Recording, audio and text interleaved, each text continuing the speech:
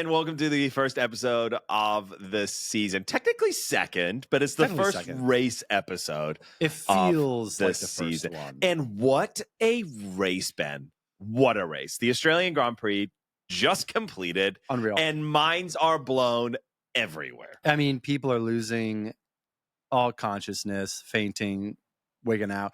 We were watching it last night. Not you and I weren't watching it together. No, I was in bed watching it. Exhausting. But the group of people I was with watching it, literally last laps, were standing. We're like, what is happening? Max is chasing Lando down. Oh my god! Comes down to the wire, reminiscent of when Lando last year was chasing Max down. Finished about a fifth behind. It was. I mean, reminiscent of 2021. Unreal. I mean, it was every possible weather pattern. Yes. What was the terminology they were using? It was category 2, category 3. Is this a hurricane? What are we talking about? What are we doing? We go to Australia, we lose our minds. What is category 1 rain? What does that even mean? Yeah, exactly. And let's be honest, I wasn't actually, I don't know if you were. I was not expecting it to be that much of a jam-packed race. Mainly because I wasn't either. The day before, McLaren pulled a 2022 Red Bull and just ripped ahead. They did. And I was like, this is wild. Mm-hmm. This is not going to be a competition. We just have a new. I literally was sitting on the couch with my wife watching qualifying, and I was like, we have a new Red Bull. Which we may still. But not yesterday. Not yesterday. I mean, the weather. Here's the thing with crazy weather is it always puts a bit of an asterisk on performance and on where these teams are. And we'll get into that. But the one asterisk, though, that I wouldn't put is next to McLaren. No. They were dominant in all weather types. There was one moment where Lando Piastri had pulled out I think it was like a 12 to 14 second gap on Max. And I was like, wait, what are we doing? What is going on? And so asterisks usually come when there's races that have every possible season of the year packed into 2 hours. But the one asterisk that is nowhere close is McLaren. They were dominant, and that's exciting. Well, let's talk about McLaren, because my question here as we jump into race rants is, did McLaren rob Oscar of a home win? I think they did. I think no, they did not. They did. Here's why. It was Lando, first and foremost, did a phenomenal job. I'll just give him that. Mm-hmm. He was incredible. He withstood immense pressure, both from Oscar and from Max, from no one else. It was just the two of them. But there was a moment where Oscar was applying serious pressure. Mm-hmm. He was within maybe half a second of Lando. And it looks like, from what we've been told, they're going to get to go racing. They're not going to call team orders this early on. They're going to let these boys race. Zach was asked that question over and over again all weekend long. And repeatedly he said, we're going to go racing. We're going to go racing. Fast forward. Until they didn't. And so Oscar's hunting Lando down, and he appears to be quicker. No, he was. So at that moment, the team says, wait, hold on. We're going to wait till we go to slicks. We're going to hold position. Hold position until slicks. The weather was insane. When was slicks going to come out? Obviously, came out. They had to go back to inners later. But that crushed momentum. And then Oscar made the mistake like a lap or two later. And a lot of the commentators were saying, listen, this is where frustration, this is where emotion gets in, because he knows he is faster than Lando. This is his home race. He wants to win. Yes. The team pulls him back after they said they wouldn't. Right. Fair. And then he makes a mistake. The gap widens. Fair. And then I think the momentum changed after that point. And obviously the race goes on. Oscar, when the rains hit and he's on the slicks, he spins into the grass. That changes everything and destroys his entire race. But I really think if the team would have let them race, Oscar had a really good chance of pulling ahead. And then he's leading the race. Yeah, see, I disagree. I think tell me why. They made the right choice, because context is... Well, no, that's not the question, though, James. The question is, did McLaren rob Oscar of a home win? Not if they made the right choice. No, because he would have made the mistake. That track was greased out of its mind still, and they had rain coming, and they had no idea. you was race different comical when you're chasing versus leading. You race different. Oh, 100%. I'm not saying that that's not a fact. I'm just saying they did not rob Oscar, because if Oscar had tried to overtake Lando in those conditions, he would have gone off. The track conditions were not good enough for that. Obviously, the track conditions were terrible. There were folks overtaking, so that was happening. Usually, though, it came at someone's error. Exactly. So I'm not saying Oscar would have had an easy time overtaking. I'm saying I think the team held him back and he was faster. I think had he had tried to overtake Lando, they both would have gone out of the race. I mean, that would be a nightmare scenario. That's what would have happened. The track conditions were crap. There was still there was still wet track everywhere. They're on these inters. Yes, parts of it were drying up, and then it was raining in corner 14. I keep forgetting how many restarts there were and how many we lost 5 drivers. Unreal. It was unreal. Unreal. So you're saying even if they'd let him race, the risk is too great. The risk was too great, and I think regardless, he would have tried to overtake Lando, and the only way that Lando would have let him do it is on some of the craziest sections of the track, which would have put Lando and himself at risk, which would have then taken him away from the win anyway. And so I don't think he would have won if they had said, go racing. I think they would have crashed. Yeah. Now, I can understand where you're coming from. I still am and I'm frustrated. right. No, you just stop right there. I'm you still just say, frustrated. James, I understand where you're coming from. I'm still frustrated when a team so adamantly says, no, we're going to let him race. We're going to let him race. We're going to let him race. And then they pull team orders in a moment like that. Now, again, they're mitigating risk. And that is kind of the job of a corporation, is to mitigate risk, which I hate sometimes. But alas, they've got to mitigate risk, and they've got to say, hey, we got a 1-2. We got a 1-2. We got to preserve this. Now, they didn't preserve it. Oscar obviously spun out. But that's not why they made that call. They made that call because rain was coming in 3 laps. I think they made it because they had a 1-2. They saw Oscar. A 1-2. Yes, I thought you said they wanted to see Lando win. No, they had a 1-2. They had a 1-2. They were seconds ahead, and there was no reason to risk that on a greasy track where they were just going to have to pit anyway for the rain that was going to come in 3 laps. They were like, there's no point in you guys racing right now, risking each other and risking our entire opening season. But then they let Oscar go racing again after he had already opened back up a gap and he was way further behind. Yeah, because the weather changed. I think at that point, Max had gotten back in between them. Was that the point where Max had Max said, there's too many things going on there. But I remember just being really frustrated watching it, where they're like, "Yeah, you can race now," and I was they were crazy close. I mean, he was in the DRS zone, and then he got told to hold position, and then he made a mistake, and he dropped back to 2.7 seconds behind Lando. Yeah. And at that point, it's a lot of work to get back onto Lando's rear wing, and that's when we went into the changeover, the tires, and all that kind of stuff. Yeah. It was wild. I will say Oscar Piastri has an iron will. Oh my gosh. Unreal. When he was on the grass and spun out, his race is ruined. And I just thought he beached his car. I'm like, this is done. He's going to be stuck. They're going to have to pull out a safety car. And you just see him in reverse and he's pulling back. And you see the entire nation of Australia. Everyone in the Grand it just stands up and they're willing him on. And I was like, this is unreal. Come on, Mike, you can do it. I was just like, I already had a lot of respect for Oscar. Yeah. But that moment I was like, would you see Lance Stroll doing that? He'd be like, well, guys, I guess I'm done. Can I go drink a latte now? Yeah. Oscar's like, I just ruined my race. Yeah. I was second. I was fighting for first. I ruined it. I'm still fighting. Yeah. And that is the spirit of a world champion. 100%.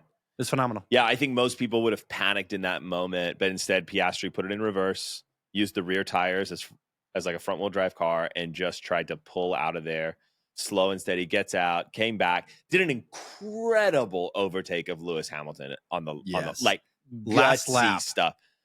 gutsy stuff. And that's what we would have seen had they allowed him to go racing against Norris, which was risky as all get out. It's risky. But it's different when you're in 9-10 versus 1-2. Of course, the risk is different. Speaking of Ferrari, is it time to panic at Ferrari? Oh, man. Massive hype and a bigger letdown. Ferrari. Serious letdown. I mean, you just look at who finished ahead of Ferrari. Oh, my God. Shall we name them? Williams, Kick, and the Aston, not of Alonso, but of Stroll. Finished ahead of both Chuck and Hammy. That is just crazy. What happened? Question to you. Is this weekend an outlier, or is this closer to where Ferrari actually is right now? As a whole, this weekend. Yeah, I mean, I was stuck asking myself, how did it come to this? Like, the story coming into this year was 2 years ago, Ferrari finished P3. Last year, they finished P2. This is the year? And arguably last year, track dependent, they were right there with McLaren. They were making McLaren sweat every single weekend towards the end of last season. Yeah, they really were. And so the expectation was really high on Ferrari. And it should be. They're one of the biggest teams. They have one of the most incredible groups of engineers and people working back in Maranello, which you'll be at soon. And it was a total flop. It was like watching it was what we expected Haas to be last year is what Ferrari is this year. Yeah. No, I mean, if we just go to qualifying, Hamilton qualifies 8th on Saturday. Yep. Chuck qualifies 7th. Yeah. Now, 7th and 8th is not anywhere where we thought they would be. Not at all. Thought they'd be much higher. They weren't. It was interesting, we both watched the, Forza Ferrari clip before, and I was ready for dominance. Ready. I was like, oh my God, this is going to be the new Michael Schumacher era. This is going to be unreal. This is going to be unreal. And obviously, then reality sets in. And again, I think I'm trying to decipher, and we still need to wait a couple more races, if Australia really was an outlier for them. Yeah. Or if it's actually reflective of where this team is at right now. And if it's reflective of where they're at right now, they have a lot of work to do. I don't think it's reflective of where they're at right now. I think they struggled with the car. Their drivers. I was more concerned that Hamilton wasn't going to match up to Leclerc. But the reality is that they were right next to each other. Yeah, they're right there. And so to me, it's not a driver thing. It's a car thing for Ferrari. Yeah. And the reality is that they will figure it out. They've had bad starts. And to be honest, the last few years, they haven't started their seasons. Well, that's not true because Leclerc won it. I mean, Sainz won it last year in Australia. But yeah, it's been a tough go in the beginning of the season, hot or cold for them. And so I think once they lock it down, they figure it out. I mean, people will not be sleeping in Italy. No. Until this is figured out. China is in 6 days, and you bet your bottom dollar that they're working multiple shifts over at the Ferrari factory to figure this out. Yeah, I mean they have to be. They have Hamilton. I mean, and I think, a lot of the conversation has been around the pressure on Hamilton. Yeah. I would say there's equal pressure on Ferrari as a 100%. brand and as a team. 100%. Can you give Hamilton a car that he deserves, a car that can take him to his 8th? Yeah. And so the pressure is both ways. That's so true because everyone's been saying Charles Leclerc is a world champion in the making. He has what it takes to be a world champion. So we need to give him a car worthy of him. Well, now you have a 7-time world champion. So you better have a car that is worthy of a 7-time world champion. And based off of what we saw, not at all. No. They did do something interesting, which is they gave us a radio disaster masterclass. It was it was it was so embarrassing. Hamilton is like, what is going on? Hamilton was one thing. Leclerc goes, what's wrong with, there's something leaking. There's something wrong with the car. And they're like, what are you talking about? My entire seat is full of water. And the guy comes back over the radio and goes, must be the water. And Leclerc mid-race goes, wow, put that down in the words of wisdom category. Like, absolutely out of control. Hamilton and his new race engineer. It's not with Bono anymore. It's not. If Bono was probably going to watch this race back and just laugh. Yes. Laugh. Over a decade with Bono. And now he's straight into a new team, and he's got someone, and they're saying, hey, we need you to use K1, which is like overtake button. And he's like, lead me to it. Couple of laps later, hey, we want you to use K1. Lead me to it. Yep. I'm trying to get into a rhythm. Yep. Couple of later, hey, just to test it out, can you use K1? Hamilton comes back over the radio. I'm not close enough. I'm not going to use it. Unreal. It was just out of control. So much talking. You know, when you are hanging out with some folks, they want to hang out. Maybe like they're just starting to date. And they're like, hey, we want to look at double date. Yeah. And you're like, oh, what am I getting myself into? Yes. Those are always really awkward situations because like there's moments that kind of arise where they're like, oh no, babe, but you know. Yeah. And you're like, what? It's a cringe fest. Am I doing? Just such a cringe fest. It felt like you had a front row seat to that. Yeah. Where you're like, oh, there's going to be some adjustment period here. And whatever honeymoon period there was is over. And really, you realize, oh, the amount of work that drivers and teams need to put in to be on the same page, to be able to be a championship caliber team is immense. Exactly. Just purely from like communication style. Yep. And so it felt like watching a first date, which you're somehow invited to and is awful. But then you're like, oh yeah, there's a lot of work to do here. Yeah. A lot of work to do here. There's a lot of work to do for Ferrari. And I think they have to be very careful because in F1, everyone knows you're only as good as your last race. F1 has a short-term memory problem. Yep. And so 2 races in, if they're still in the back of the points, it's not going to be a good story that starts getting written for Ferrari. Which again, it only ratchets up the pressure. And we get into a place where at some point the pressure has to be released. And the way you do that is you win. Yeah. That's the way to like calm the critics down and say, hey. Yeah. Just hang on a sec. We got this. But until they're competitive at the front, we don't want to see them in the midfield. Right. They deserve to be in the front. If they're not in the front, that's when the pressure is going to continue to build. They're going for the world championship. They're going for the constructors. They said they can. Championship. They said they can. They showed that they can't. And to me, I thought we were going to be telling the story this week around Ferrari of, hey, how long is it going to take for Hamilton to get on pace with Leclerc? Or, hey, can you believe this? Hamilton came out the gate and outscored Leclerc, who's been with the team for X amount of years. Instead, we're looking at them and going, are they the new Aston Martin? And that is not a place that I ever thought we would be with Ferrari based off of the last 2.5 years of what that team has been doing, building, being. Freddie V must be having just so many phone calls.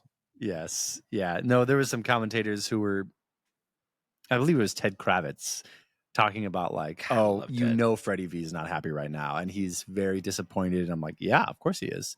Yeah. He sold this team to Hamilton. Yes. And they did not deliver. And I think that is what it comes down to. And you kind of said it. One of my favorite things about F1 is that it's not just the driver.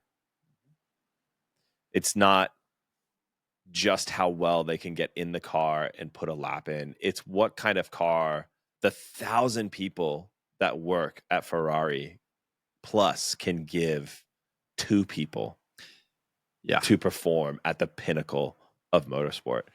And this week, they did not. They did not. Let's talk another team. Yes. I'm so excited to talk about this team. Red Bull. Is it the beginning of the end, Ben? as a Red Bull fan, it's going to be the beginning of the end. It's over for Red Bull. Here's why I think it's too early to say if it's the beginning of the end. I do think that there should be, just like at Ferrari, there's some concerns. There should be some concerns at Red Bull. Here's why. Going into the race, the commentators were saying, listen, Max is going to be competitive. He's always competitive in the rain. He's a master driver in these kind of inclement weather scenarios. And there was a point in the race where he was like 14 seconds back behind the McLaren's, which was staggering. I remember like initially when we were watching it, they didn't have the timing. The timing. And I was like, what is going on? Where's the timing? Right. But then it was the camera shot was down the straight. You see the two McLaren's go. And I was like, where is Max? Where is the rest of the field? Yeah. And it was this moment where, oh my God, they're far back. And this was after they had made some change where they had like miraculously saved their car and found new pace, but it wasn't enough. And so I think that it's too early to tell, but that is really concerning. Is the car does not look anywhere close to the McLaren's, which should have them very concerned and losing a lot of sleep. The second thing is, I think there was an understanding going into the season with Liam that he was going to be a different driver than Checo, understandably so. Is a rebuild year in that respect. I think it's Liam does not get a rebuild year. You don't get to start 11 Grand Prix and then do what he did. What I mean is that when you sign a rookie, you're making a few assumptions, and the one is this guy hasn't won any races yet. Is he a rookie? He is. He's a full season rookie. He's a full season rookie. Hey, I don't make the rules. He is a full season rookie, but man, the guy's been in the last 3 seasons of F1. I know. For an extended period of time. It is the beginning of the end of their constructor championship hopes. They're not going to be in it. Yeah. They're done. So Max, I think if they can give him a car. You're saying Red Bull will not win the constructors championship this year? Absolutely. You got Liam, and and you're going up against Oscar and Lando, 100%, who are probably going to be the two fighting for the drivers' championship, right? Let alone the constructors, right? And then, not to say that you've got the Merc boys who like had a pretty good showing and are a much tighter pair, much tighter than Max and Liam. So even Ferrari, if they can get their car situation figured out, I would say that's really Red Bull is the 4th best pair. Actually, I mean, they might be lower than that if you take into Williams and some other considerations. But Max is the great equalizer. But yeah, I think they're done. They're not going to win the constructors. And Max, very well, he's going to have to fight tooth and nail and pull out. Can he carry this team like he did last year? No, he did it on his own. No, I don't think so. There's too much competition in the field. I mean, we had Williams, Kick, Aston. Oh my God! Like that. It was a crazy day in the points. Everyone is there. I mean, so no. I think we had Yuki qualify P5, dude. The only reason he didn't get points today is because of some crap tire change strategy. Yeah, that was wild. There's no way Max can do it by himself. No. I mean, I was listening to the some of the podcasts leading up to this weekend, and one of the things that was being said is that Max is what's holding Red Bull together right now. As a team. As soon as he leaves, that's crazy. They will go back into a 10-year desert. Because a lot of their talent or when? I think it depends on this year. Or if. I think it depends on this year. I think it depends on how the team is able to come around and deal with their problems with this car and the pace. I think it depends on like him and Liam. If he sees Liam as an actual like competitive teammate who can help in the future, them to be competitive. Interesting. But I think if they have a bad car, he has a clause. He can opt out. And I think he could go to, a Mercedes and Aston for, $1 bajillion. Yeah. But yeah, I think it's the end of their constructors fight. I don't see them competing. Yeah, it's interesting because you look at the teams in the field. You look, obviously, the strongest pairing results wise is Lando and Oscar. Yes. You could say you could probably bring Leclerc and Hamilton up into that mix if the car gets right. Absolutely. Mm-hmm. For sure. Yeah. And then after that, you've got Russell and Antonelli. So that's a bit of a gamble because you got a rookie, and then you've got Max, who is prolific in his own right. Of course. But you've got Lawson, who is, for the most part, unproven, if we're being honest.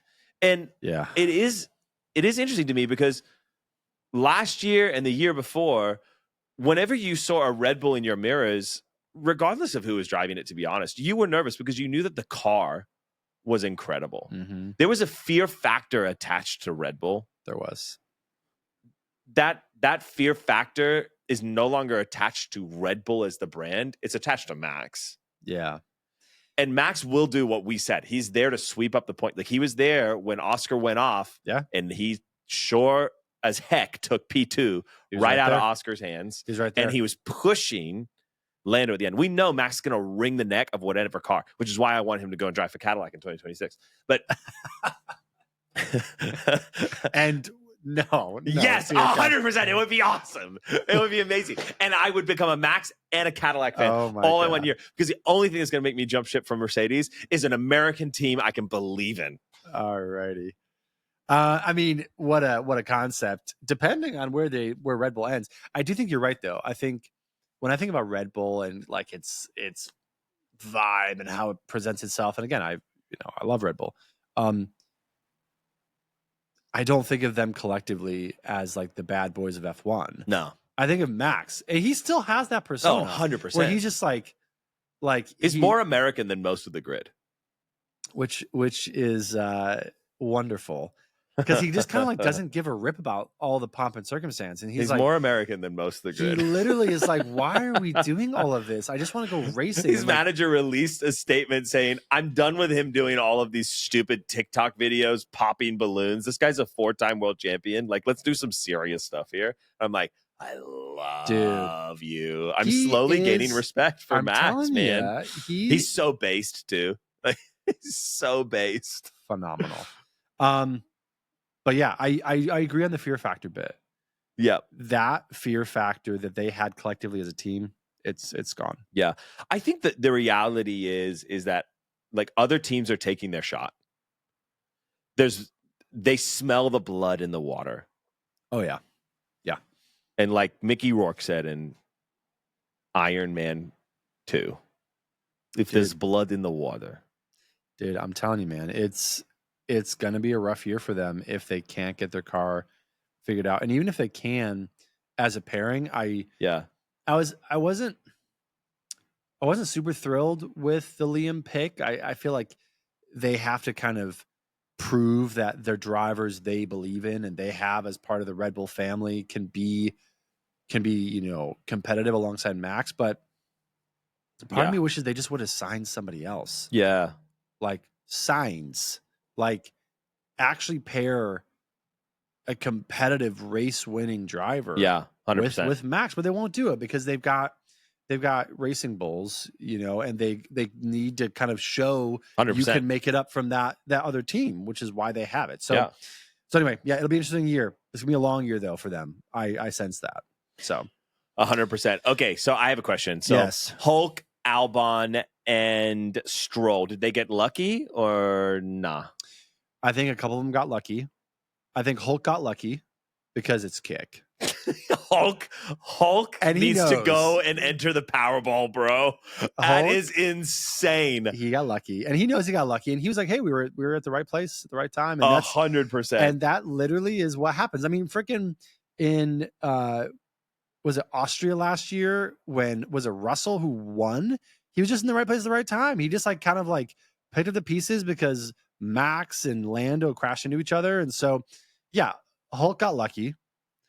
I'm going to say Stroll got lucky because it's Stroll. Yeah. Albon, though, and Williams has shown this in preseason testing, in practice, in qualifying. I think they're the real deal. So for qualifying, Albon qualified 6th. Yep. For a Williams, we're talking about. Insane. Qualified ahead of the Ferraris. Yep. And then obviously he finishes. Yeah, he rang the neck out of that thing in the race. And Sainz, And if we're being honest, on pace. Because for the majority of the race, the person that was giving the most guff was Yuki. Yeah. Yeah. The Ferraris couldn't keep up with him. Let's just stop here for a second. This is a little insane. Sainz is in a Williams. Yes. And the Ferraris couldn't keep up with him. I don't know what magic sparkle dust Jimmy V put on that car, because I think they're one of the teams that's actually kind of looking ahead to 2026. Who did he sell his soul to? And can you point me in that direction? Because that is crazy what Williams has done. When they last year said that this was their goal, I was like, dude, you're nuts. You're not. I'm going to pull up the constructors results from last year. Oh, yeah. They were in 9th with 17 points. But 17 points in 9th place last year. In all honesty, you got to give it to Williams. Last year, they showed up with they couldn't even start preseason testing because they didn't have a car together. They showed up to the first race without an extra chassis. Their driver crashed. They had to give their chassis to another car.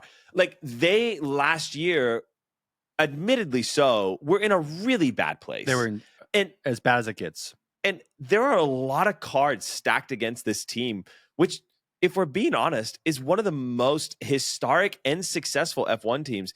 And it's just been in the doldrums. And all of a sudden, they come out this year, and they were in testing. They were the number one this year, first car ready. Yep. First car out on track. Yep. First car doing its release. Yeah. Practice, preseason practice, they were looking awesome. Yep. Qualifying, incredible. Race, amazing. Sainz had Williams the fastest not lap. Crashed, it would have been double points for them today. Obviously we're one race in, but they're technically in 4th with 10 points, right behind Red Bull in 3rd. And they're ahead of Aston, Kick, Ferrari, Alpine, Racing Bulls, and Haas. Just stop. They are ahead of Ferrari. Unreal. That's insane. And yes, Ferrari had an anomaly of a weekend, but I'm sorry, it doesn't actually get to be an anomaly when it's the only weekend of the year. No. This is how you get to sit on a 6-day news cycle of sucking. And Williams gets to sit on a 6-day news cycle of what? What just happened? It feels like, my dad would always say this, the plain things are the main things, and the main things are the plain things. And it feels, that's a good Ohio That's saying. Good right there. I like that. It's a great thing. But it feels like Williams is just kind of excelling in the main things, right? Mm-hmm. You got the parts for your car ready. You have 2 drivers who are good drivers. We're not dealing with Logan Sargent and all of his stuff. You got 2 drivers who can handle the car. You've got a team that's ready to go. You're figuring, it just feels like these simple, kind of boring 100%. things. That's where they're excelling. And that's kind of the energy Jimmy V gives you. It's just like he's going to be the guy who's going to make sure that they're doing what they need to do and the things that aren't the sexy things. 100%. You know what it is? It's the fundamentals. That's what it is. It's the Spurs 10 years ago. Yep. The Spurs 10 years ago didn't have a single star player, and it was just fundamentals. Dominance. Never left a layup. Yep. Never let anything out on the court. They were fundamentals all the way. And that's what Williams has become. And the reality is that they need to be. They're still almost a decade behind every other one of the constructors in technology, in facilities, in what they have access to. Yeah. And yet they're out there doing. And again, why do I love F1? I mean, look at this. You've got a company with a measly couple $100 million, and they're performing like this. Unreal. It's incredible. I'm so happy for them.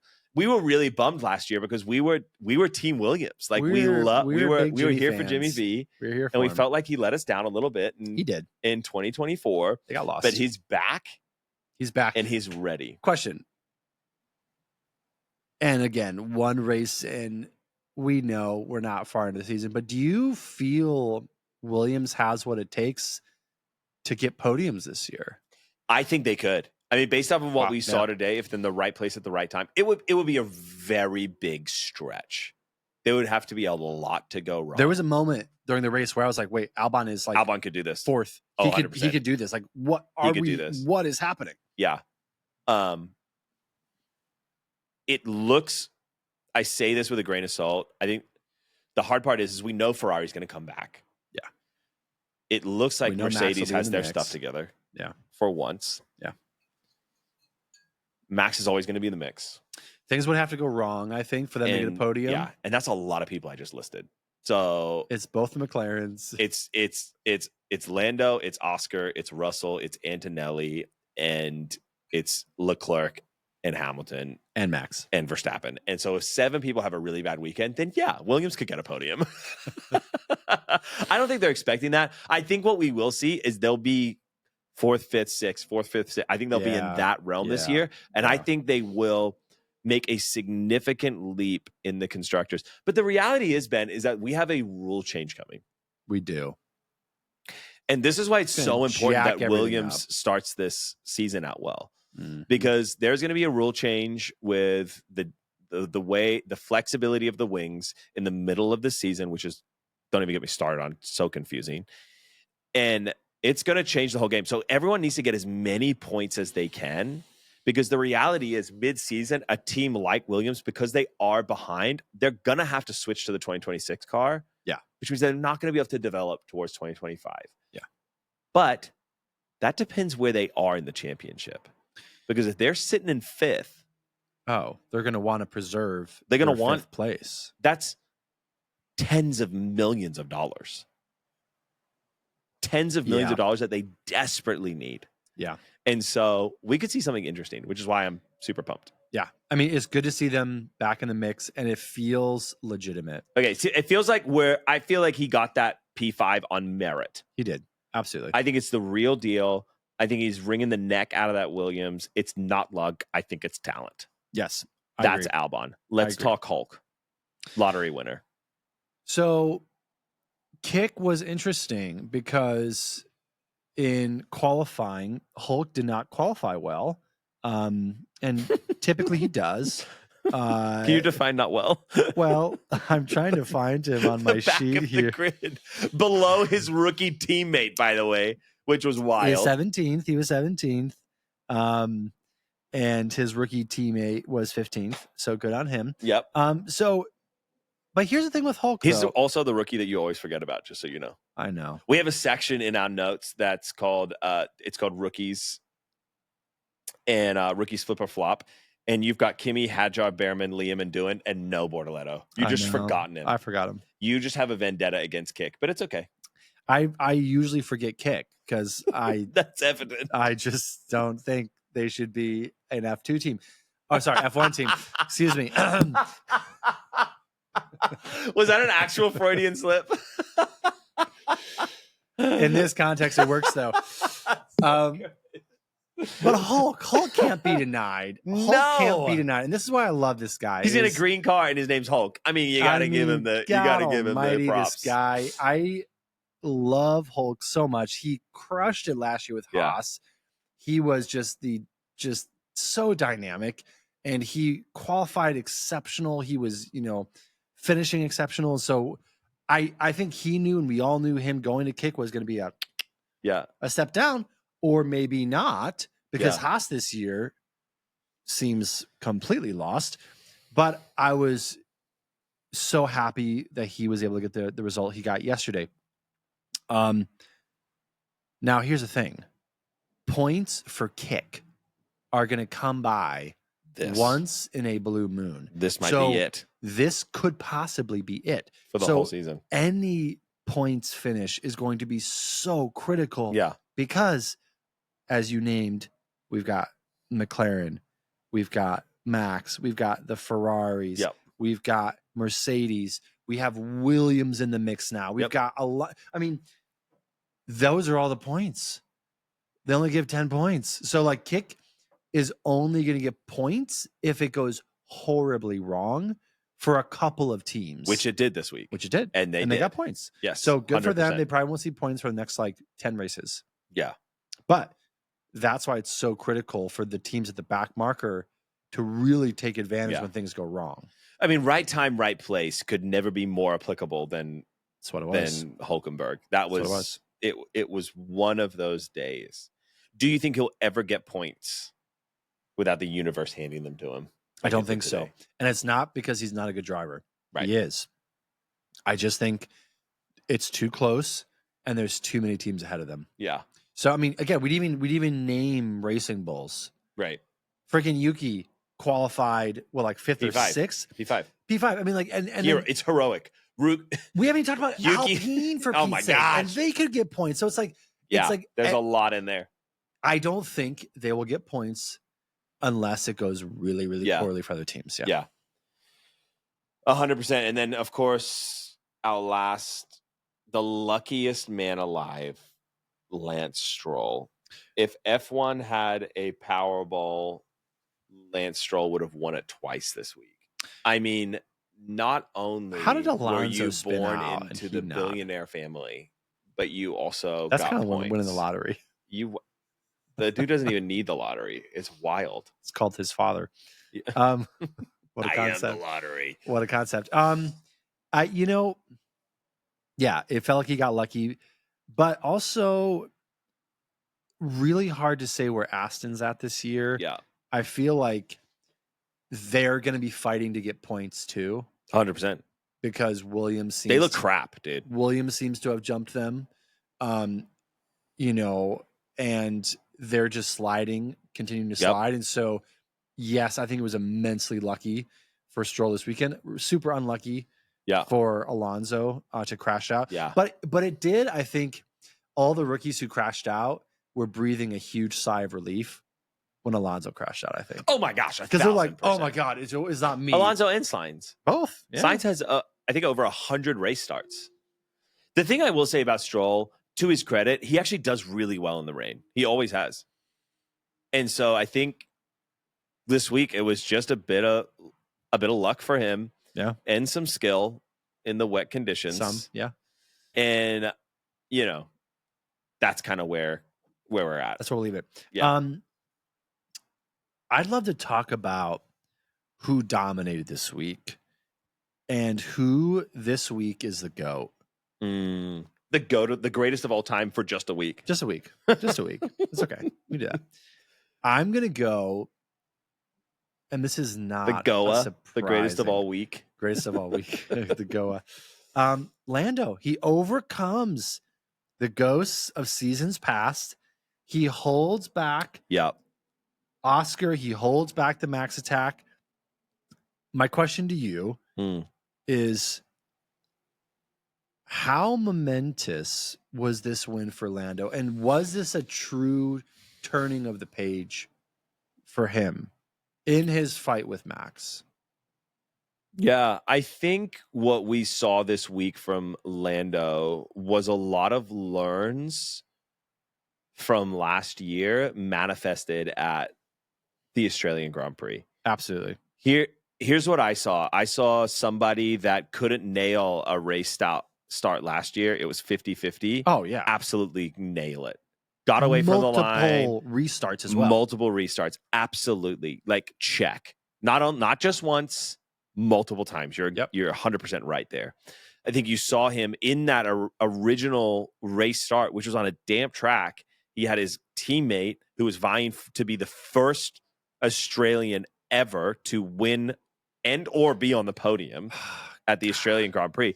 And Max freaking Verstappen, who, by the way, the last time we had a rain race, did one of the greatest races of all time. Yes. So yes, that's stressful. Oh my God. Nails it. Keeps them both behind them. Yeah. And pulls away immediately. Gets an incredible gap between him and the drivers behind him. I think we saw a driver that was calm and communicative with his team. Incredibly calm.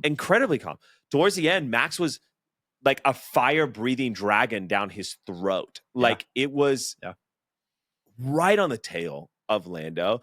Lando starts driving more aggressively, and you hear his team come on the radio and say, "Hey, Lando, you don't need to push that hard. The car has it in it. You just race and drive like you have been." And he slows down, he calms down, and he wins the freaking race. Phenomenal. You're also seeing something in him where there's this like humility that I've always loved in Lando, where he's in the press conference after and he's going, yeah, it was a really stressful race. Like, I'm there and I've got Max behind me and I'm going for the win. It's conditions that I've never been in rainy conditions, going for the win on a race with a 4-time world champion behind me. And sure, Max has been in a position like that, probably with Lewis, but I've never been in that position. And it was stressful. Like, he's not trying to put this veneer on himself. He's not trying to be this person that doesn't care like Max, or that is like a facade like Lewis. He's just trying to be him, and it's very reassuring. It's very it's almost inspiring to see the way that Lando is acting. And he's 25, dude. Like, it's just crazy. So what is ahead of him? I think the thing you said that I want to just +1 to is he's himself. Yeah, 100%. And I think it feels like last year settled some things in him with the constructors. Obviously, they didn't win the drivers. He didn't win the drivers, but they won the constructors. And I think it reassured the trust he's put in McLaren. But also, I think the lessons learned for himself were genuine. It wasn't him just saying, I'm going to take this stuff from this week and I'm going to learn from it. He learned from it. His start and restarts were impeccable. He handled the pressure in a way where he wasn't chipping at his team. He was 100% calm. He was cool, and he was able to regulate throughout the race. He had everything thrown at him, and he was still able to handle it and take it in stride. That is dangerous for the rest of the field. If Lando is that dialed in one of the most stressful races, like, give this guy a nice day and a clear track. Like, my God. And a car that is fast as 100% the McLaren is, like, this guy he's going to go for the Drivers' Championship. It's there. 100%. Absolutely for him, which is a phenomenal thing to see. Yeah. Lando honestly started, there's no better way you could start the season. The trickiest conditions. Yeah. Max behind you. Your teammate that is just, cares little about your ambition for a world championship beside you, and just nailed it, dude. It's incredible. Absolutely incredible. Let's talk snooze fest, because Aston Martin. You've got some notes here, James. Oh, I got You've notes. Got some I get notes. it. Okay, I get it, Aston Martin. You got Fernando Alonso, the 2-time world champion. You've got Stroll, whose daddy owns the team. But what are we doing? What are we doing? Last season was abysmal. It was rough. This season, you show up. Alonso kicked out in Q2. Yeah. Got done. He's done. Out. Race was shocking. Spins out. I repeat, biggest veteran in the entirety of the sport right now. Yeah. Spins out. Like a rookie. Lance gets P6. Okay, looks good on the surface. Dude, you didn't do anything. No. You were just there. I'm just happy to be here. Man. He literally, it's like showing up for work and getting Employee of the Month because you didn't call out sick. Yes. That's what Lance's race was on Sunday. Well said. And the AMR 24 looks like a downgrade from their trash car of last year. What is going on? They've changed their team principle. Like, are they the new Alpine of yesterday? Like, is this the new Otmar Safar season of Aston Martin? Like, what is happening here? Well, there's a disconnect between what they say they want and what is actually happening. So I think they say they want to be world champions. Okay. I don't believe you. We've talked about that at length. Yeah. Why we don't believe them. I think they're trying to throw stuff at the wall and see what works. I think bringing in Adrian, obviously he's going to bring some genius to next year. That's next year. This year, I think they're just trying to figure out what is going to help them 100% tread water. I don't see them being competitive. Right. They feel like they're continuing to descend. Totally. And other teams are now ascending. Yeah. Williams, I think, is going to take it to them. Oh, they're 100%. going to. But first of all, they've already taken it. They've already taken them, and they've already surpassed them. So Aston should be. I would say they should be hitting the panic button, but I don't. It's like it's kind of the same. What does as the last panic year. button do there, dude? It doesn't do anything. The panic button at another constructor would kick a driver out that's not performing. But the panic button here, you can't go into the boss's office and say, "Hey, we need to fire your son." You should be able to. Can't. Look, I'm not saying that they should call it quits. I'm just saying that if 2025 is going to look like this, you might as well just focus on 2026, which is and just stop, because as of today, they're just one big giant British racing green roadblock on the track. And it's so unfortunate. Here's the thing too, Alonso, ageless wonder that he is continuing to age. There was an interview where he was like, listen, I actually had to take a lot of time off in the off season because last year had such an impact on me. Yeah. And he's like, I am deciding to start this season slower so that I can finish stronger. Right. Because I've got to pace myself now. So he doesn't have a throwaway season. No. But Aston's going to throw the season away. Are they even a threat anymore? No. Like, are they just pretenders? No. They're not a threat. And I think they're just pretenders. Yeah. If you say, no, we're going to be a championship threat. No, you're not. No, you're not. If you say you're going to be a championship contender and a championship, that's your goal, you have to back it up. And right now you're not. Yeah. So anyway, that's my snooze fest. I just think Aston Martin it's embarrassing to me. Yep. I'm over it. Yeah. Yeah. It's too bad because they've got a great driver. Yep. And they've got the best designer. So it just feels like we'll write them off this season unless they prove us otherwise. Yeah. Going from Snooze Fest to F2 Team of the Week.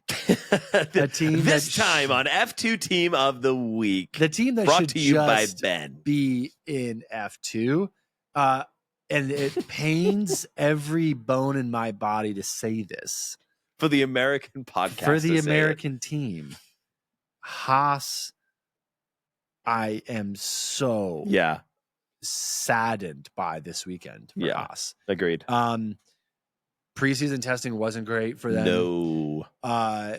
This weekend has been abysmal. Everything that could go wrong went wrong.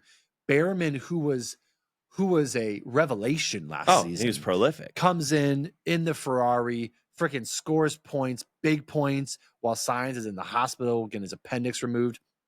Comes back in multiple other races for Ferrari, for Haas, moves to Haas, and we were like, oh my God, Haas is ascending. Yeah, here we go. They finished so well last year. Phenomenal. They finished super strong. They were incredible. They finished higher than they'd finished in years, if potentially ever. Yeah, Ryan Reynolds was like, dude, should I take my money from Alpine and put it in Haas? Like, it was looking like that. Unreal. And then this weekend happens, and I don't know if Behrman was just nervous because, again, he's not a true rookie. He's raced before. But in practice, he kept crashing. Oh, Ben did twice. Beaching his car. It's like, what is going on? The mechanics were like losing their mind. Oh, yeah. It was reminiscent of Williams last year. It felt like it was swapped. giving Logan Sargent, and it was Williams not what we wanted. Like, okay, your turn now to suck. Yeah, exactly. That's just literally what it was. The pace was nowhere. They qualified terribly. They finished at the back of the pack. Yep. So, I mean, I think, my question for you is, if you're Haas, like what do you take away from this weekend? Well, the concerning part in regards to Haas is that on the grid walk, I think it was Jolyon Palmer asked the team principal of Haas, Io, like, do you know what's wrong with the car? He goes, honestly, it's not something that we can fix this weekend, and it's probably not going to be fixed anytime soon. And I was like, God. Oh no, someone get a microphone away from this team principal. Everyone in his PR team's like, no, wrong. Every single Money Graham doesn't want to hear that. Wait, what? Chipotle is like, Chipotle's pissed, dude. They're like, dude, we're gonna have to discount our chicken again. Oh my gosh. And it was just one of those moments where you're like, dude, are they just destined to have flashes in the pan and then cool down again? Not. Like Gunther's is at home going, man, I told you. And it's really unfortunate. Or was it just a bad weekend for Behrman? But it seems to just be a bad car. It seems to be a bad car. Like, as much as you and I don't love Ocon, we don't. He's a good driver. Like, he was struggling with that car. They were neck and neck, him and Behrman. And I mean, usually if their two teammates are right there, they were down with Kick. They were out-qualified by Kick. I mean, that's crazy. I want to say that they're last place right now. In the constructors, they are. I mean, and this is the painful realization for Haas is they may go this entire season without scoring any points. Yeah. If they can't figure it out in the first part of the season, it's unlikely that after the rule change, they will score points. That is a very real and sobering reality when you look at how tight the top teams are, and then the teams that have ascended to that fight now. And then you're like, oh my God, Kick has 100%. 6 points already. 100%. They like maximized this insane weekend and got 6 points. That will haunt them. How are we going to get 6 points? That is going to haunt them. So because that could and should have been them this weekend. Yeah, it should have, but it wasn't. And like they're and they're looking at Williams going, dude, we were fighting them last year. No, what happened there? Well, yeah, no. Williams is in a different. How was league Williams now. in P5 and we're not even getting points? It was the F2 team of the week for sure. It was, and like, not every episode are we going to have an F2 team of the week because we. But we sure did the first week. But we sure did because it just collectively the team and the drivers just couldn't bring a car to compete in F1. And guess what? In F1, you got to come to compete. Yeah, exactly. And that means that everyone's got to be on the same page. The car has to be competitive at least. And this week was just abysmal. So there you go. Yeah. Rookies, though. Rookies everywhere. I got rookies coming out of my ears. 6, 5, depending on who you ask, rookies this year. And it's the rookies flip or flop. It is. No, not the flip or flop. The fight or flop. There it is. The fight or flop. So the question is, which one's fought and which one's flopped? Well, it's kind of easy this week. It is because a little easy, yeah. Out of all 6, there was only one fighter, and he drives for Mercedes. I knew. And not only did he fight, but he got me some points. What? We're number 1 in the championship. Give or take a win from Norris. We're number 1 in the championship. We're neck and neck, 27 points each. Yes. I mean, we're tied. Place. We're tied. Second place. We're tied. Still. It's incredible. Kimmy, second youngest rookie to score on debut. P4 in his maiden race. Now, here's my question to you. I know you're a Mercedes fan, so you're not going to answer me honestly. I will answer you as honestly as I can. Was he a legitimate 4th? On pace? Or was it just... That's a really good question. Was it just fog of war? No, let me get serious. Right racer, right place. Kimi Antonelli is coming into the season, I would say arguably, other than Liam, who's not really a rookie in my mind, with the most amount of pressure on his shoulders. He has a lot of pressure. He's replacing Lewis Hamilton. True. Into a seat at a team that is trying to get back to number 1. Mm-hmm. And he's starting on a grid with 6 other rookies. Yeah. And so for him to start in P16, he qualified poorly. Qualified horribly. He got out qualified by a kick. Correct.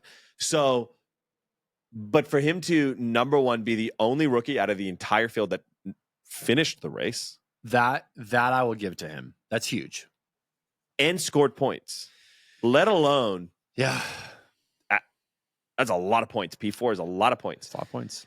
It's a lot of points. And so I think for me, I think this was merit. And I think that because of two things. Hülkenberg in a post-race interview said, I wouldn't wish this maiden race upon anyone. And I felt terrible for all of the rookies. Fernando Alonso spun out. Yeah. That is a vet in this sport. Yeah. Carlos Sainz spun out. Yes, he was in a new car, but it was tricky out It was there. very, very, very tricky. And I think he nailed it this weekend. And I think he should be proud of himself. Yeah. And the reality is that if we're going to celebrate Hulk in P7, we have to celebrate Kimi in P4. Well said. Well said. I do think that that's mic drop. Very nice. Him finishing alone is something that is merit based. Because of so many others who didn't finish. I do think P4 is a little high. I don't anticipate or expect him to be there every other week. No. I would very much expect him to be the top 10. Absolutely. 100%. Probably the higher part of the top 10, like 6th, 7th. So I think P4 is a little high, but I do think that like he came out of the weekend as kind of the top dog among the rookies. 100%. Like, I mean, he's hot to trot, baby. Isaac and Liam and Gabrielle and these others are just like, oh boy, like, I mean, this is the guy. I think his team. You cannot underestimate the amount of momentum this has brought into Mercedes. They did not think that they were going to finish 3 and 4. No. On merit, Mercedes should not have finished 3 and 4. If it was a dry race this weekend, they would not have finished 3 and 4. Yeah, there's no way. It happened. It was a fluke. But that doesn't really matter because at the end of the day, no one is going to remember if they finish this Constructors' Championship in number 1 place that it was because of a rainy weekend, or even in number 2 or number 3. They're just going to remember the performances across the entire season. I mean, I will say this: Toto's got to be smiling just a little bit. And if he's not, I'll smile for him. I am when he's looking over at Ferrari. He's like excited. How's that? How excited are you now to be at Ferrari? Right? I mean, Russell's just happy to be there this weekend. Dude. He was sitting in that little press conference like, I can't believe I'm here. I'm here. It's wild. I'm the main guy. Yeah. But Kimi for the win. I thought he did great. It's a lot of pressure to be under. Yeah. Crazy conditions to drive in. Yeah. And he delivered. But I'll say this, in F1, the highs are high and the lows are really low. 100%. Isaac Hadjar. Oh my gosh. Heartbreak of the weekend. This guy who qualified the highest of the rookies in a racing bowl. Yep. Qualified in 11th. He was looking like he could fight for points. He has incredible pace. That car, Yuki qualified in 5th. P5. Like, I was like, what the heck is going on? It's the livery. The livery is something in the water. Best livery in the last 5 years, easily. And this guy on the opening... The formation lap. Lap. He pulled a Lance Stroll and just bent it. And it was one of the more heartbreaking scenes I've seen. Oh, bro, he was crying. I mean, he was just fingers devastated. in the helmet, like holding his. He was done, dude. I was. The marshals were trying to like. There was a marshal who was like to him, trying to hold him up, like trying to pat him down. Lewis's dad, because Lewis is his idol, dude. Unreal. Like, okay, so you know the opening scene where they're all in the different size boxes and everything. So it was the first time he saw Lewis. And there's this like video of like Lewis shaking him hand, and he's like this. I mean, like, and then Lewis turns around and he just goes, looks at his hand. Like the guy has been waiting his entire life. Yeah, and, legend. You're racing alongside your legends. You're racing alongside your heroes since you were a child, and to end it that way is not what he wants, not what the team wants. I will say what was interesting to me is that the team seemed to embrace him after. Yeah. I think they felt for him. Yeah. They could see that it wasn't what he wanted. Absolutely. Obviously. But man, what a crap start to your F1 debut. No. Unreal. How was your first race, hun? Oh, bend it on the formation lap. Yeah, it was rough. I do think the other rookies struggling hard, and then Sainz and Alonso as well, will have helped kind of soothe the wound a bit, but it's still incredibly painful. We talked about the Behrman already as, one of those rookies who's got some races under his belt. The only other one to finish. He did finish. So, that's something. He did finish. He was 40 seconds behind, but he finished. He was at the other end. He was almost from the front, but yeah. Also unlapped himself behind the safety car, went in, changed his tires, came out behind the safety car again, had to unlap himself. It was a bit of a cluster down at Haas, i.e. the F2 award goes to them. Yes. Behrman, and I fell for him, dude. That was a tough start. Yeah. If Isaac was the worst, Behrman was second worst. Yeah, no, it's rough. I mean, but again, he's one of these rookies where the potential's there. Yeah. It's there. Yeah. You may be hearing a dog behind us. We're outside. It's my neighbor's dog. But I don't think you'll hear it. It'll be fine. It'll be fine. Okay. But yeah, rough go for him as well. But I know that he's got what it takes. My question, him as a rookie at Haas, is I don't know if Haas has what it takes to support him this year. And so that's the biggest question for me. And that's the hard part about the beginning of the season is we're one race in and we have all of these questions and we have such little data to back it up. But I agree. I think Behrman's got the potential. I think it's going to be a game of confidence for him moving forward. Can I get back into the saddle after crashing the car twice and finishing dead last? Yeah. By a large margin. Yep. Absolutely. And that will be what we have to see. Okay, let's talk about Liam Lawson, the Red Bull driver that replaced Checo Perez. Yes. To then drive like Checo Perez. Worse than Checo Perez. Yeah. Depends on the day. Yeah. Depends on the race. Here's my question for you. Do you think this weekend should be held against Liam? He struggled in putting in laps because his car had significant issues in practice where the team was having to completely rework some of the components of his car. He didn't get the same run time. Yeah, he was running a different platform than Max, right? So that he was running old spec.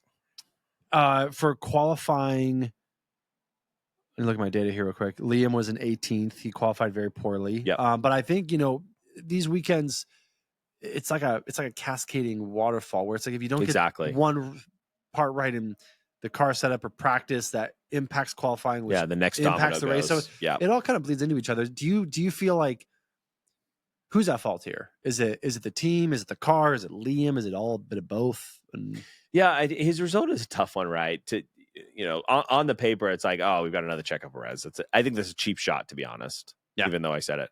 And the reality is that he started from the pit lane. They gave him an extremely high downforce package with new rear wing that was for the wet conditions. It went wet and then wasn't at all, really, except for then a couple laps. And then it wasn't wet again. And so he was set up. He was never going to be in the points. No. There was no way. And so it was, I think, a reconnaissance race for him. I just think the tough part is that he also just chucked it into the wall. And so, again, it's these no one wants to start a season like this. The juxtaposition between the way that Lando Norris and Kimi Antonelli are starting their season versus the way that Liam Lawson is it's just a tale of victory and a tale of defeat. Yeah. It's tough. I think, a lot of all these drivers are under pressure. I think Liam is under a different kind of pressure. Yeah. And I don't know if Red Bull gives him the whole season to figure it out. Because he's coming in with mileage already. He's coming in with experience already. I feel that they don't see him as a true rookie or as someone, someone who doesn't have that experience. They see him as someone who already has experience. He understands their team, their dynamic. And so I think he's someone who's got to perform quickly. He's got to make a quick turnaround. And I think in China, he needs to be in the points. Oh, 100%. And I actually wouldn't have agreed with you about the midseason change for Liam. However, Yuki Tsunoda has become the John Wick of the F1 grid. This guy. Liam Lawson killed the dog that was left to Yuki by his now deceased wife. And he has awoken the hitman inside of Yuki, and he is literally out for blood. The dude put the car in P5. He's just like, don't give me the seat. That's fine. Flicked his management. He's now distancing himself from Honda and going after any seat he can get next year because he knows like it's in the air. I don't think he's going to stay at RB much longer. And so Yuki's just out for blood, dude. And absolutely. He is taking it as he should in the gallons. It is incredible. Yeah. And so I agree with you. They might go, hey, we made the wrong decision. You're back over here and he's up here. They could pull an Albon and Gasly all over again. Yep. And it will be absolutely incredible to watch. And I do think he's under a lot more pressure because unlike all of the other teams where it's unspoken, like Alpine with Doohan and Franco, at Red Bull, it's very much like, no, it's fight or flight. Yeah. It's out in the open. Either you fight or we're going to make you fly. Yes. And it won't be here. Red Bull's going to give you wings right out of Alpaddock. Yes. No, I completely agree. And I appreciate their honesty about it. Yeah, 100%. At least they're honest about it. Let's go to Alpine in this cloak and dagger nonsense with Jack. I don't know that we're being fair to Jack. Now, Jack didn't really help himself this weekend. I'm Team Jack. I don't know what you're talking about. I've never not been fair to Jack. Well, no, what I'm saying is that I don't think the F1 community is being fair to him. No, not at all. Because everyone wants Franco to have a seat. This guy came out last year. He deserved Williams. a seat, he deserved a seat. He didn't get it. He goes to Alpine. He's now the reserve driver. And there's just this natural, hey, like, this guy needs a seat, and the only logical seat is Jack's. So I feel that this guy is a true rookie. Yep. And there's already immense pressure that his team has put on him. Yeah. By bringing in Franco. And I think the team is putting him in a really rough spot. Now, again, you would say it's F1. You say this is just how it goes. I don't think Jack's going to be here all year. Yeah. I don't see him surviving the pressure, and Franco is going to be there to pick up the pieces. I think I see like a mid-year. I don't know, man. I feel like this weekend he put in solid practice, solid qualifying. His qualifying was solid, and I think he was doing good in the race. I just think he got caught out like every other rookie, and Fernando Alonso and Carlos Sainz, and spun the car. And again, this is the whole way that we start a season is so tough because it's confirming the narrative that everybody else is saying that he only has 6 races to perform. Now one's down because he crashed. But I think the reality is that the dude put in. I was surprised at Alpine as a whole. As a whole, I was surprised. Gasly was a bit competitive, more competitive than I thought. Exactly, and I hope Gasly, man, someone needs to get that dude a car. Yeah, and I think he'll last longer than 6 races. Number one, and I think he will show us something that we're not expecting. I think he might even outperform what our expectations on Franco would be. Franco was good, but don't forget that he also bent it in the rain. He did. In Brazil, like he had his tough moments as well. Yeah, I think the business part of F1 comes in here because of the fan base Franco would bring and would attract, and the sponsors he would bring, and with doing his corner of the world's kind of covered. Yeah, right. So like, I fear he may be collateral damage, where the team says, "Hey, we need to focus on 2026. We need to bring in as much investment as we can. We need to bring in new sponsors," and that I feel like is going to play a part. Which I don't think is fair to him, because at the end of the day, it's political, and drivers don't really get to stand on their 2 feet and their own merit. They have to bring in money. And again, I get it. It's business. That's how it works. But I feel like those are undercurrents that he has to deal with in a way that feels unique to him. 100%. Yeah. Yeah. I couldn't agree more. Man, what a crazy weekend. What a crazy way to open up the season. The Australian Grand Prix did not let us down. It didn't. And if this is any indication of what this year is going to be, it's going to be absolutely unreal. I'm so excited for the rest of it. We've got China coming up. China. We do. I'm very excited. What's your prediction? Top 3? Go. It's no going to thinking. be Oscar, Lando, and I'm going to throw Max. Okay, Oscar, Lando. Wow. Whoa, earth-shattering predictions here. I'm going to say that Ferrari gets their act together, and I'm going to say that it is a Norris win, a Max second, and a Leclerc third. Okay. We'll be completely wrong because we were last week as well. I stopped playing the F1 Fantasy. That's so unfortunate. If you want to join our F1 Fantasy group, I got absolutely decimated this weekend when Isaac Hadjar, Ollie Behrman, and everyone else I chose decided to crash their freaking cars. Also, Williams ended up sucking as a constructor for me because Carlos Sainz crashed as well. But if you want to join that, you can go ahead and head to the links in any one of our bios. Go ahead and subscribe if you've lasted this long. Wow. Good on you. You're amazing. We'll see you next week for the Chinese Grand Prix.